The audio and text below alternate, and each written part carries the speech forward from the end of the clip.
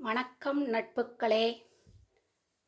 இப்போது வைகுண்ட ஏகாதேசி வரப்போகிறது. வைகுண்ட ஏகாதேசிக்கு விரதம் இருக்கிறவங்க அடுத்த நாள் துவாதசி அன்னைக்கு சமையலில் சிலதெல்லாம் சேர்த்துக்கணும்னு சொல்லுவாங்க. பச்சை சுண்டைக்காய் சேர்த்துக்கலாம், நெல்லிக்காய் சேர்த்துக்கலாம். அதனால் இப்போ நான் பச்சை சுண்டைக்காயை வைத்து ஒரு பொரியல் செய்து காமிக்க போகிறேன். நெல்லிக்காயை வச்சு ஒரு சாதம் செஞ்சு காமிக்க போகிறேன். சிம்பிளாக ஈஸியாக செய்யலாம். இப்போ அதுக்கு தேவையான பொருட்கள்லாம் என்னென்னு பார்த்துக்கலாம். இப்போது சுண்டைக்காய் பொரியலுக்கு என்னென்ன தேவைன்னா, சுண்டைக்காயை நான் தட்டியிருக்கேன். தட்டி தண்ணியில் போட்டு வச்சுருக்கேன் சுண்டைக்காய்.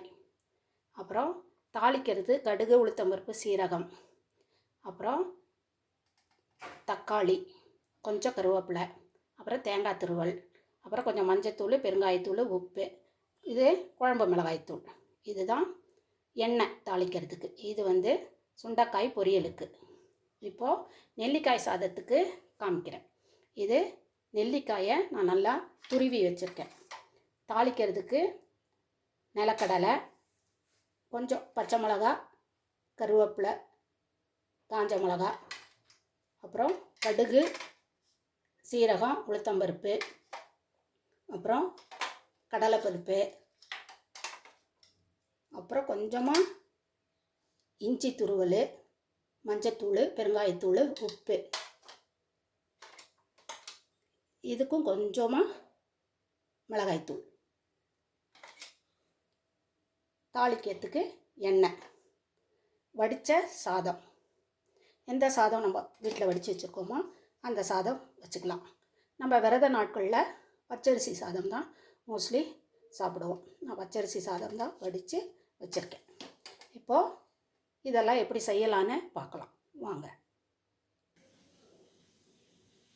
இப்போது இதில் நெல்லிக்காய் சாதத்துக்கு என்னென்ன போடணுங்கிறத பார்த்துடலாம். இதில் சுண்டைக்காய் பொரியலுக்கு என்னென்ன செய்யணுங்கிறதும் பார்த்துக்கலாம். முதல்ல நெல்லிக்காய் சாதத்துக்கு என்ன போடலான்னு பார்த்துக்கலாம்.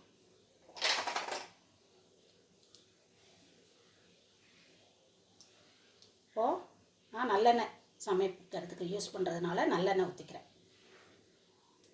2 ஸ்பூன் நல்லெண்ணெய். இது சுண்டைக்காய்க்கு.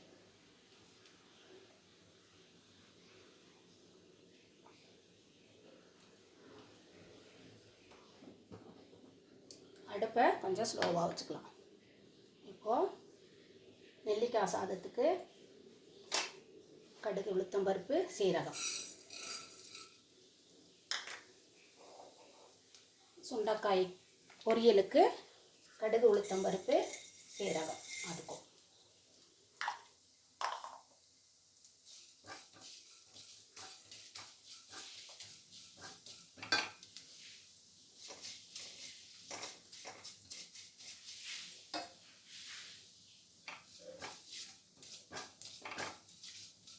கடுகு நல்லா பொரியட்டும்.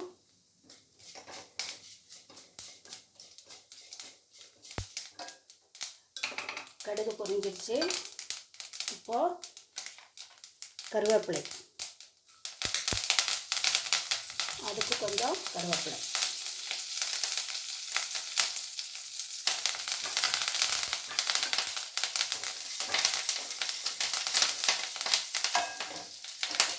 இப்போ சுண்டைக்காய்க்கு தக்காளி நல்லா வதங்கட்டும்.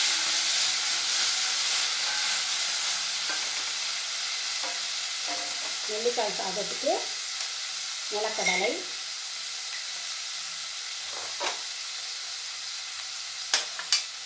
கொஞ்சமாக கடலைப்பருப்பு,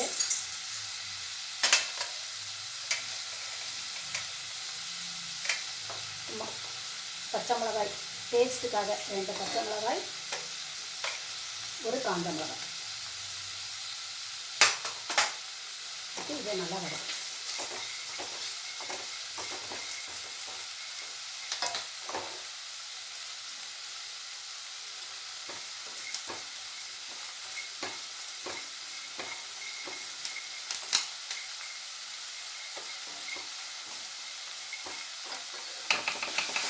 விரத நாட்களில் நம்ம வெங்காயம், பூண்டு இதெல்லாம் சேர்க்க மாட்டோம். நீங்கள் சாதா நாளில் சுண்டக்காய் பொரியல் இந்த மாதிரி செய்யணும்னா சின்ன வெங்காயம் நைஸாக கட் பண்ணி போட்டு, சின்ன வெங்காயம் 2 பூண்டு தட்டி போட்டு நீங்கள் செய்யலாம்.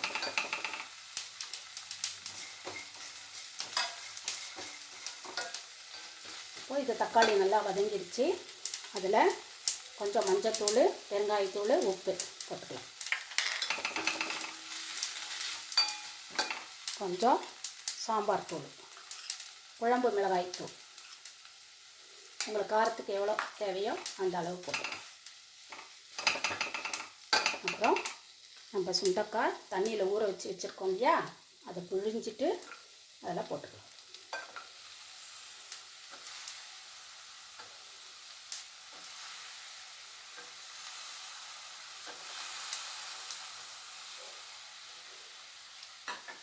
இது எல்லாத்தையும் போட்டு நல்லா வதக்கணும். கொஞ்சம் நேரம் இது நல்லா வதங்கட்டும். அப்புறமா தண்ணி போட்டுக்கலாம். கொஞ்சம் நேரம் வதங்கட்டும். அதுக்குள்ளார இந்த நிலக்கடையிலெல்லாம் நல்லா வறுபட்டுடுச்சு. அதில் கொஞ்சமாக துருவின இஞ்சி கொஞ்சம், அப்புறம் மஞ்சத்தூள், உப்பு, பெருங்காயத்தூள் அதை போட்டுடலாம். நெல்லிக்காய் சாதத்துக்கு அதே போல் கொஞ்சம் சாம்பார் தூள் அதே போட்டுடலாம். அப்புறம் நம்ம துருவி வச்சுருக்க நெல்லிக்காய் போட்டு நல்லா வதக்கணும். நல்லா இதுவும் எண்ணெயிலேயே பச்சை வாசம் போகிற அளவுக்கு நல்லா வதங்கணும்.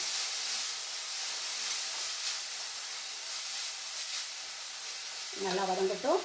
இதில் சுண்டைக்காய் வேகிற அளவுக்கு கொஞ்சமாக தண்ணி ஊற்றலாம்.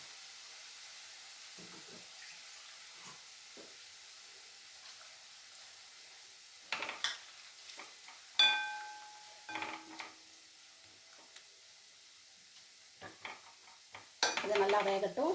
இது நல்லா வதங்கட்டும். வதங்கினதும் உங்களுக்கு காமிக்கிறேன். இந்த எண்ணெயிலேயே நெல்லிக்காய் நல்லா வதங்கணும். இதுக்கு தண்ணியெல்லாம் ஊற்ற தேவையில்லை. ஸ்லோவில் வச்சு நல்லா வதக்கிட்டே இருந்தால் நல்லா நம்ம துருவிட்டோம் இல்லையா, அதனால் அதில் நல்லா வெந்துடும். கொஞ்சம் நேரம் அப்படியே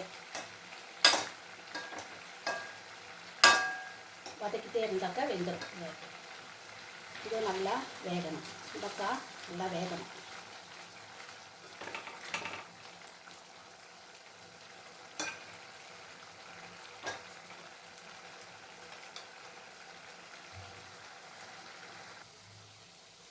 இப்போது சுண்டக்காய் வெந்துருச்சான்னு பார்த்துட்டு, சுண்டக்காய் வேகிறதுக்கு கொஞ்சம் டைம் எடுத்துக்கும். அதுக்கு ஏற்ற மாதிரி நீங்கள் தண்ணி ஊற்றி வேக வச்சுக்கணும். சுண்டக்காய் வெந்துடுச்சு பாருங்கள், நல்லா வெந்திருக்கு பாருங்கள். சுண்டக்காய் நல்லா வெந்துருச்சு. இப்போது இதுக்கு கொஞ்சம் தேங்காய் பூ எவ்வளோ தேவையோ அவ்வளோ போட்டுக்கலாம். இது அப்படியே சாதத்தில் போட்டு சாப்பிட்லாம், தொட்டு சாப்பிட்லாம். சுண்டக்காய் பொரியல். இப்போது இது நெல்லிக்காய் சாதத்துக்கு இது ரெடி ஆச்சு. அதுக்கு கொஞ்சமாக தேங்காய் பூ போட்டுக்கலாம். அவ்வளோதான். இப்போது இதில் சாதத்தை கொட்டி கிளற வேண்டியதுதான். இதில் நெல்லிக்காய் சாதத்துக்கு சாதம்